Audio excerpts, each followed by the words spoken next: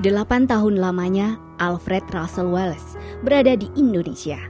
Ia meneliti dan mengambil spesimen flora dan fauna yang ditemuinya. Ternyata, tak hanya membahas tentang fauna selama perjalanan di Kepulauan Nusantara dari tahun 1854 hingga 1862, Wallace turut mengamati para penduduknya.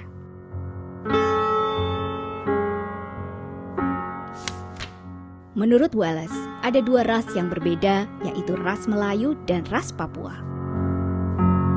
Ras Melayu mendiami seluruh bagian barat, sedangkan ras Papua mendiami Papua Nugini dan beberapa pulau di dekatnya. Di antaranya terdapat daerah-daerah yang dihuni oleh penduduk yang merupakan percampuran dari kedua ras tersebut.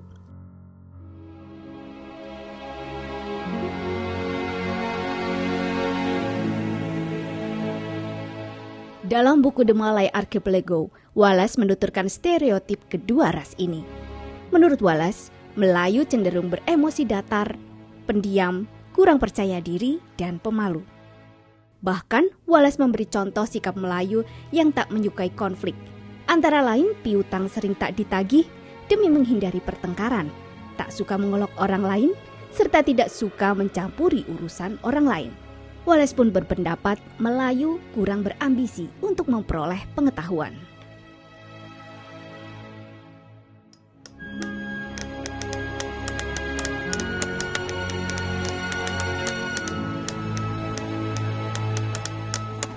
Lain Melayu, lain ras Papua.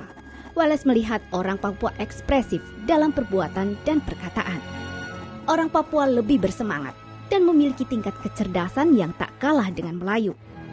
Secara garis besar, ras Melayu dan Papua menunjukkan perbedaan yang signifikan.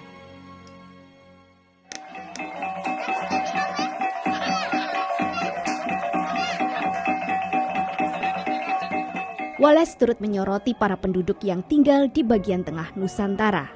Menurut dia, mereka bertubuh tinggi besar, berwajah seperti orang Papua, berambut keriting tetapi berkulit seperti ras Melayu. Pengamatan Wallace menarik untuk ditelaah secara genetika. Nah, sekarang bagaimana genetik bisa menjawab itu gitu? Ternyata tidak seperti di garis begitu yang diputus gitu, tapi itu gradual itu. Jadi bahwa mulai dari Wallace Line itu sesudahnya itu ya temuan kita aja gitu loh. Di Sumba tuh mulai, Sumba Timur itu udah mulai ada Papuan di situ. Nah, kenapa ada? Ya berarti Papuanya masih ada di situ pada waktu Austronesian-nya datang. Dengan yang tadi whole genome sequencing atau genome wide analysis, itu kita bisa melihat campuran-campuran tadi. Orang-orang Da'a yang ada di Sulawesi Tengah itu memiliki gambaran fisik yang kurang lebih sama dengan orang-orang Papuala.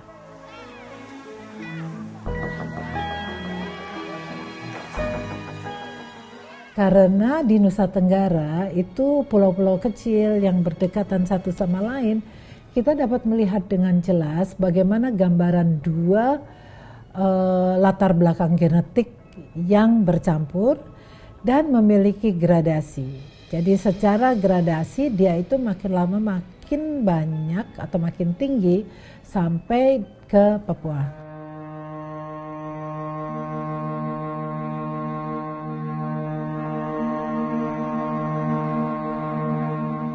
Lalu bagaimanakah mereka bisa ada di bumi pertiwi?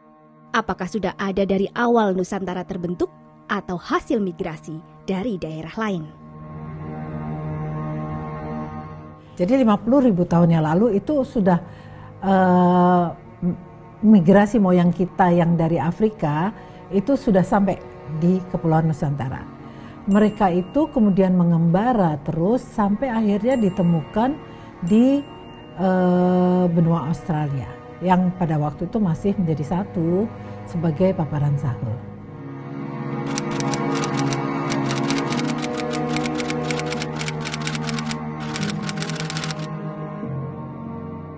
Kemudian ada lagi migrasi kedua yang datangnya dari Asia Daratan. Nah, Asia Daratan itu sebenarnya daerahnya di mana sih gitu ya? Mungkin daerah Yunan, mungkin daerah mereka yang berbahasa Austroasiatik. Itu sekitar 30.000 tahun yang lalu. Nah, mereka masuk ke Kepulauan Nusantara dan kemudian mungkin saja kawin mengawin dengan yang sudah ada. Tapi tentu saja kita nggak tahu ya sampai kita temukan hasil penelitian genetika.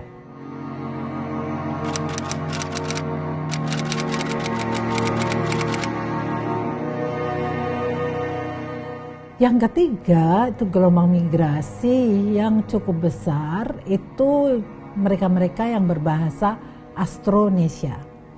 Bahasa yang kita gunakan sekarang itu adalah bahasa Austronesia.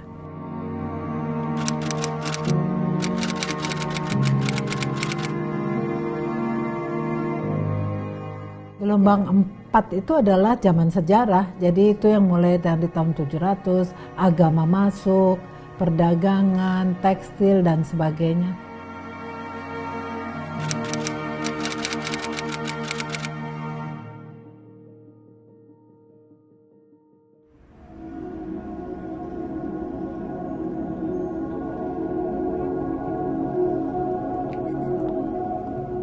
Begitulah ihwal kedatangan manusia modern di Indonesia yang berlanjut hingga saat ini. Namun, bagaimana sebelum 50.000 tahun yang lalu? Apakah ada kehidupan manusia di Nusantara? Situs Liang Bua. Inilah saksi bisu akan kehidupan manusia purba di daerah Walas. Goa Liang Bua ini disinyalir merupakan tempat tinggal Homo floresiensis. Berdasarkan penelitian, Homo floresiensis hilang dari Indonesia sejak 60.000 tahun yang lalu. 10.000 tahun lebih awal sebelum manusia modern mendatangi Indonesia.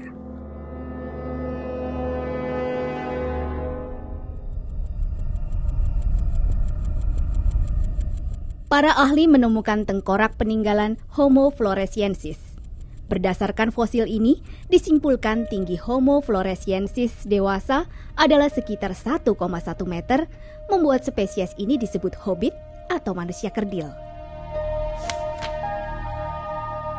Berdasarkan hasil penelitian, hobbit bukanlah tilasan dari manusia masa kini. Garis hobbit terputus 60.000 tahun silam.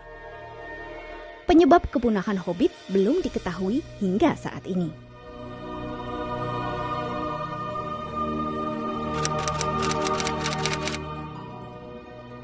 Tetapi kalau mau ditanya apakah dia itu betul-betul 100% misalnya dari salah satu suku, apakah itu ada Jawa 100% Jawa, 100% Minang, atau 100% misalnya orang Bugis, saya tidak bisa melihat dari sudut genetika